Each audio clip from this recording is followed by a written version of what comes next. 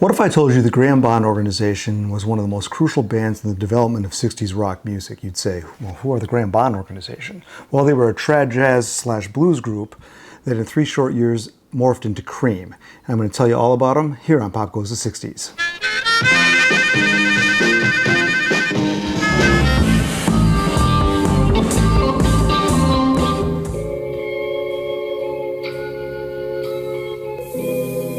Baby, can it be true? That little girl.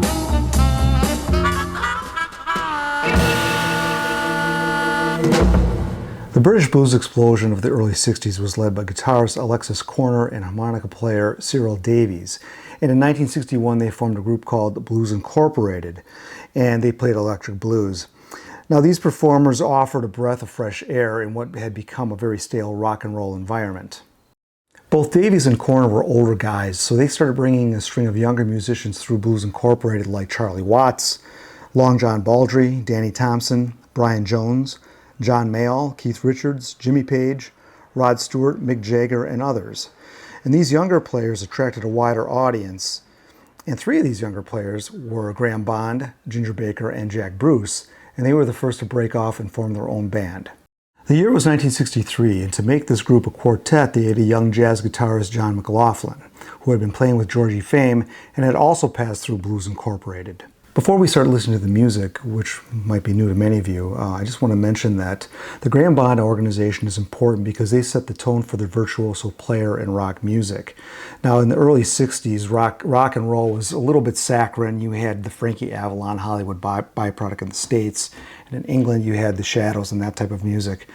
Well, some players were looking for something more authentic, and in the States it became folk music, and in England it became the blues, which is why the Blues Apprentices became the first virtuosos of the period.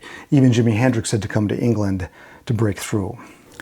The Graham Bond Quartet were essentially 4 jazz players diving head deep into R&B, and Graham Bond was the leader, and he was on organ and alto sax, and he was the first guy to play Hammond organ with a Leslie speaker combo. Ginger Baker played drums, Jack Bruce played upright bass, and John McLaughlin was the guitarist.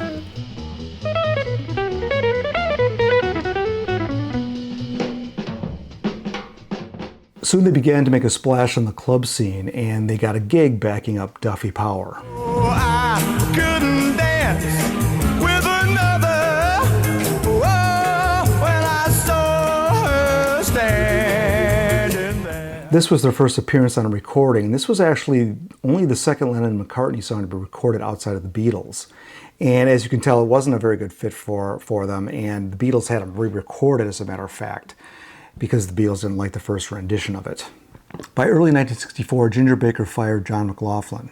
Bond was a good democratic musical leader, but he was not a good manager, so some of these things were left to Ginger Baker. So the new member to replace McLaughlin was saxophone player Dick Heckstall-Smith. He was a tenor sax player, and in order to compensate for the loss of McLaughlin's guitar, Jack Bruce switched to a 6-string bass.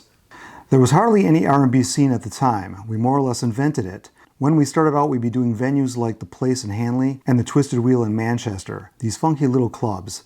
The audiences went bananas. The kind of stuff we were playing was very new for British music, as was the intensity.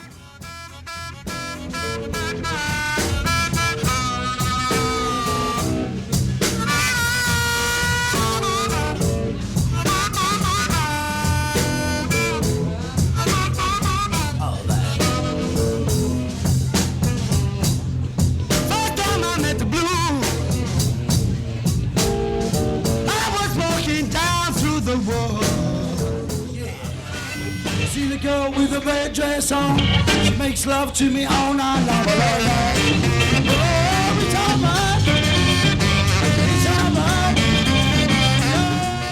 Their sound was anything but commercial, with Bond's growling vocals and sinister organ dominating their sound. And to add to that, they just were not good-looking guys. They were not exactly matinee idols. You know, you had Ginger Baker, who was very gaunt and odd-looking. Jack Bruce was real small. Dick Heckstall-Smith was bald and bearded, and Bond was overweight and gruff. Nonetheless, they were viewed as innovators and were one of the most exciting bands on the scene.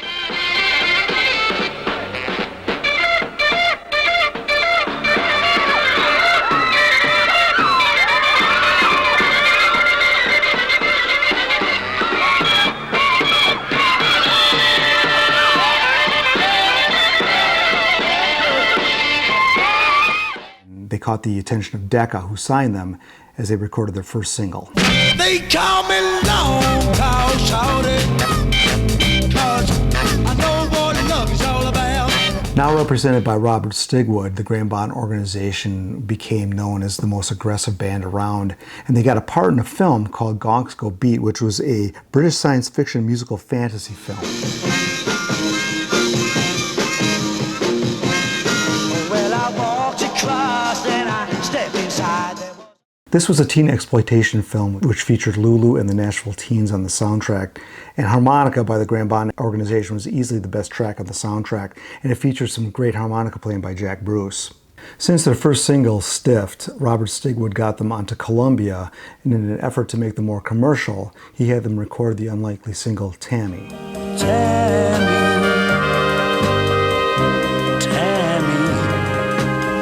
This was released in early 1965, and some of their hardcore fans saw this as a sellout, but what it really got them to do was got their foot in the door to start recording their very first album. Neighbor, neighbor, don't worry how I make my bread.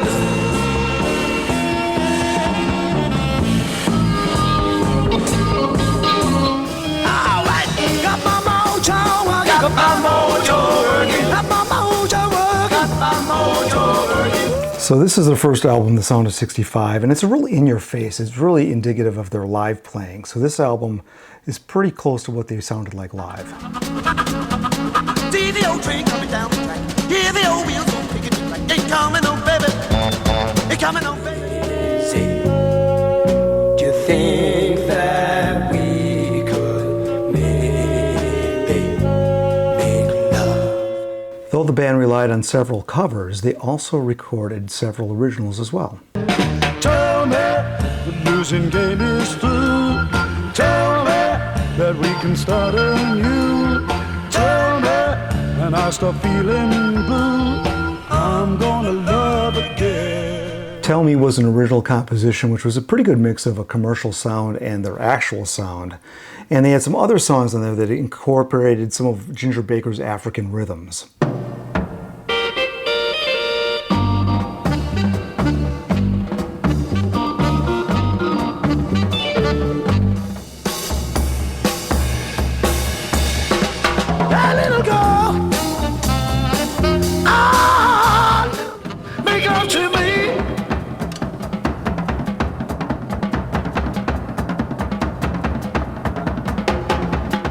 Most songs you start to hear some of Baker's Eastern influences and African rhythms, which made this really unique, a very unique sound, and it gave them a very heavy sound. Now the art direction, I should point out, on this album was done by Ginger Baker, and it's kind of a jazz style of art, I would say. Unfortunately, this album didn't do anything. It didn't chart, and it was not released in the United States.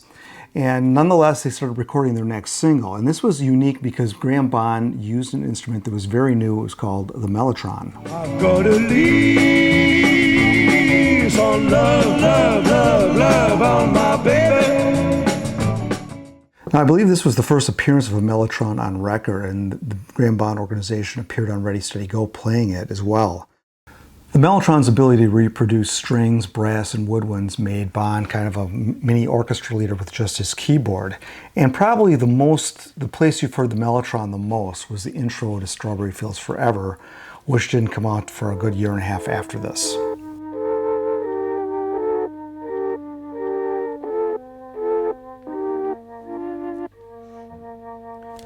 So the second album started getting recorded after the Lisa Love single, and it's called There's a Bond Between Us. And this is a kind of a step sideways from the first album with some minor exceptions. One of the great things about this album is Jack Bruce has a bigger presence on lead vocals. Hear me calling your name. Hear me calling your name. Though you've gone away, you'll be back.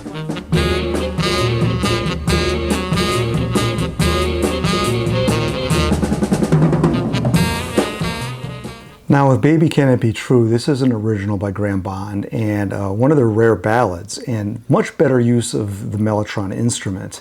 And you can hear parts in this song that they're using the flute stop setting, which is what the Beatles use on Strawberry Fields Forever.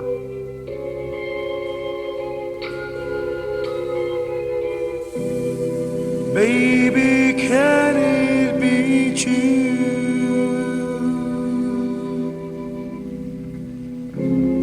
that you care for me so much, so very, very much? Now perhaps the standout tracks on this album are Ginger Baker's, which are instrumentals that foreshadow some of his work in Cream.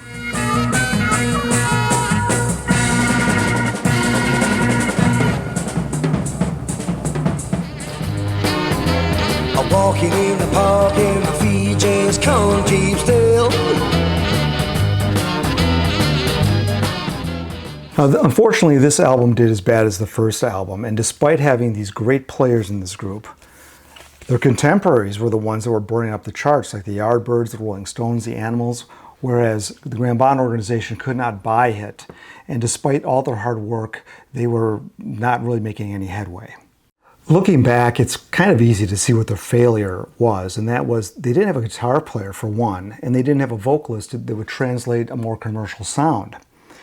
Now, Jack Bruce is an excellent vocalist, but although he had some more vocals on this album, he could have been utilized as a lead vocalist, which probably would have helped the band. In addition to the band not having any commercial success, the band also was breaking up internally. There was some concern over Graham Bond's handling of the accounts. Were the other band members getting the money they deserved? Obviously, there wasn't much money from royalties because they weren't selling many records. So that left the live shows and the receipts from that. One of the other problems was that both Bond and Baker were heroin addicts, and Bond was a little bit less reliable, so Baker took over the management of the band. Here's what they had to say about Bond's drug use. Poor old Graham, he was well gone into smack by that time, so he didn't really care. And then Ginger Baker adds, he had been using a mixture of heroin, cocaine, and lysergic acid in a fix. So obviously Bond was in bad shape, but there were other issues as well. Baker and Bruce basically hated each other and were always arguing, and there was an actual fight on stage during a show, and after that Jack Bruce was fired by Ginger Baker. And Bruce kept showing up at some of the gigs, and then Baker actually pulled a knife on him and fired him at knife point, and that's what finally got him out of the band. So yeah, there were some other problems in this group. So by early 1966, Jack Bruce was out of the band. They continued on as a trio, and they recorded another single called St. John's Infirmary. I went down, yeah, to St. John's Infirmary.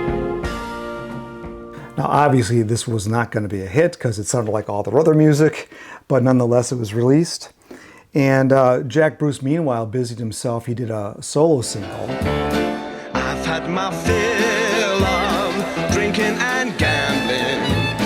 I've had my times of laughing all day. Bruce's single didn't do anything, and then he moved on to John Mayall's Blues Breakers for a period. And then he played with the Scaffold, recording on their #1 hit single, Lily the Pink. Drink a drink to Lily the Pink, the pink, the pink, the savior of the human. Bruce then played on the second #1, Manfred Mann's Pretty Flamingo. When she walks, she moves so fine, like a flamingo, crimson.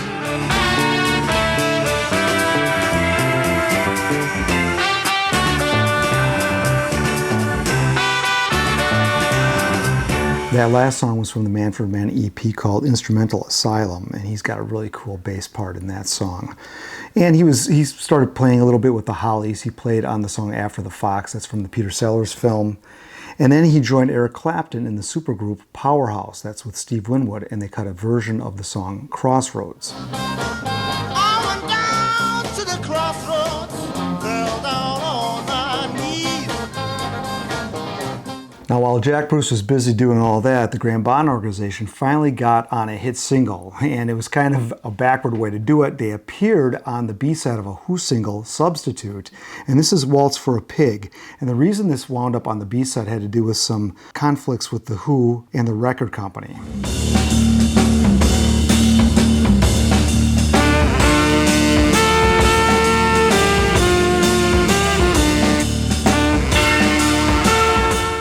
By early summer of 1966, Ginger Baker had left the Graham Bond organization.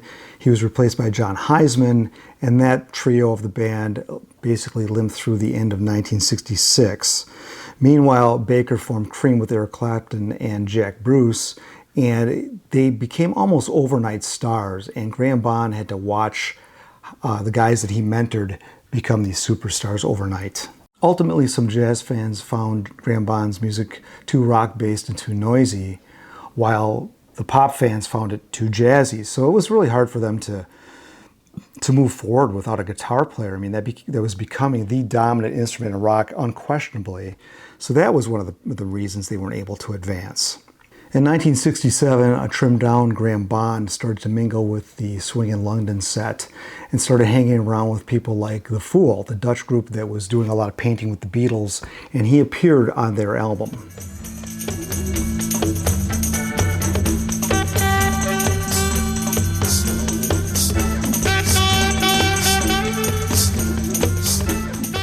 So basically, Graham Bond went from playing with heavy hitters like Jack Bruce and Ginger Baker, John McLaughlin, Dick Heckstall-Smith, to playing with a bunch of tambourine players like The Fool. Now, Swingin' London was not a very good fit for Graham Bond musically. This was the psychedelic period, and he just didn't really fit in with that. And he was disenchanted and had no success, so he left for America, vowing never to return to England. Now, I had mentioned that Bond had a heroin habit earlier, and his drug habits increased, and he also began to be obsessed with the occult. And in America, he was able to form a new band, and they did record 2 albums. You know I love you, baby. I love you all the time. Now, the first of the 2 albums, this was called Love is the Law. The cover's a little bit misleading. It still pretty much sounds like Graham Bond Organization. And the second album, Mighty Graham Bond, is not much different. They even spelled his name wrong on both of these albums. Actually, Graham is spelled, should be without an E. So that kind of tells you the importance the label gave to him. And after these 2 albums failed, he did what he said he would never do, and that was return to England. An underwhelming reception at the Royal Albert Hall spoiled his return, and it forced him into deeper depression and more drugs. Not long after this, about 1970, he got married to bandmate Diane Stewart, who shared his passion for the occult, and they cut 2 more albums that were focused on black magic. Now, both of these albums couldn't find an audience, so Bond took work working with Jack Bruce and with Ginger Baker's Air Force.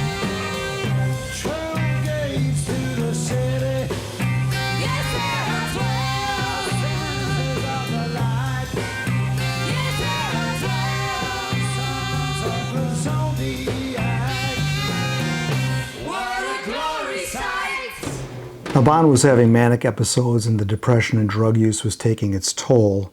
And by 1970, even John McLaughlin was becoming a star as a jazz fusion guitarist. Cream had broken up by this point, but they were still releasing live material that was charting very high. So Graham Bond released a double album of some older material that featured McLaughlin, Baker, and Bruce, and this was the double album called Solid Bond.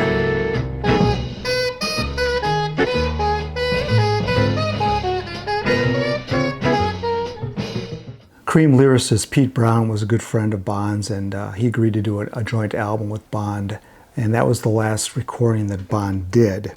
And unfortunately, this couldn't pull him out of his chaos. His finances were a mess, his marriage was failing, he couldn't get a recording contract, and his depression reached a point of hospitalization in 1973. He was so deeply involved in the occult that he actually thought he was Aleister Crowley's son. Pete Brown went on to say, "Right at the end, Graham said to me, 'I'm giving up all the magic stuff and I'm just going to play. I'm not going to do anything influenced by that anymore.' Then a few days later, he was dead." So he died in 1974. It was an apparent suicide, throwing himself under the wheels of an underground train. And it took a couple of days before they even could identify the body. So a very gruesome way to go. It looked like he was going to give up all the black magic stuff, and a couple of days later, poof, gone. There's some more detail on his life in the very good Harry Shapiro book. It's a biography on Bond called Graham Bond, the Mighty Shadow.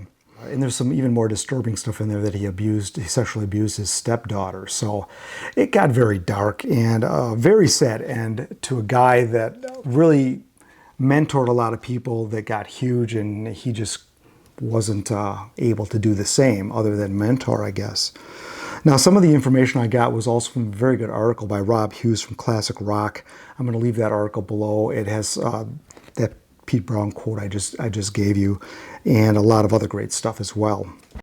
It's really unbelievable, some of the talent that passed through the Graham Bond organization. And Graham Bond in the mid-60s was one of the true innovators of 60s music.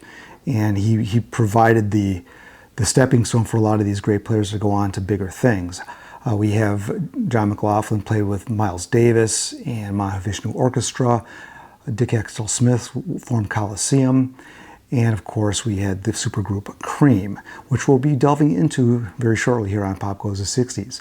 Now, if you like the content that I do, I would encourage you to check out my Patreon subscription, which allows you to support this content in a bigger way. I'll put the link below. I appreciate you watching Pop Goes the 60s, and I thank you for your support.